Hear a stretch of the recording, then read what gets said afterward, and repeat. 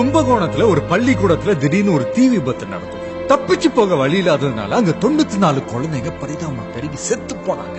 அதுக்கப்புறமா நாடு பூரா இருக்கிற எல்லா பள்ளிக்கூடத்திலயும் கூரை சரியா இருக்க, கட்டணம் ஸ்ட்ராங்கா இருக்கான்னு சம்பந்தப்பட்ட அரசு அதிகாரிகள் வந்து ஆய்வு பண்றாங்க.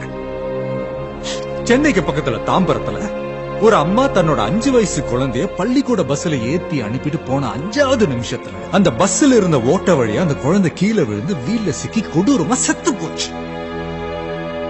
அதுக்கப்புறமா நாடு பூரா இருக்கிற எல்லா பள்ளிக்கூடத்திலயும் ஓடுற வேன் பஸ் எல்லாத்துலயும் படிக்கட்டு ஸ்ட்ராங்கா இருக்குதா, வேன்ல பிரேக் பிடிக்குதான்னு சம்பந்தப்பட்ட அரசு அதிகாரிகள் வந்து ஆய்வு பண்றாங்க. சமீபத்துல கள்ளக்குறிச்சியில இதே மாதிரிதான் ஒரு காலேஜ்ல எந்த அடிப்படை வசதியும் இல்ல, கேள்வி கேட்டா மிரட்டுறாங்க. 16 மேலிடங்களுக்கு நீதி கேட்டு மனு போட்டு எந்த பிரயோஜனமும் இல்ல, தங்களோட சாவடியாவது மத்த 250 பேருக்கு நீதி கிடைக்கட்டும்னு ஒரு லெட்டர் எழுதி வச்சுட்டு அந்த 3 பொண்ணுங்களும் கிணத்துல வந்து செத்து போச்சுங்க.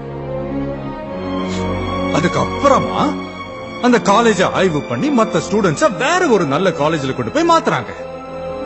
இல்ல நான் தெரியாம கேக்குறேன், அரசாங்கத்துல சம்பளம் வாங்கிட்டு இருக்கிற இந்த சம்பந்தப்பட்ட அரசு அதிகாரிங்க சம்பவம் நடக்கிற வரைக்கும் என்ன வேலை பார்த்தாங்க?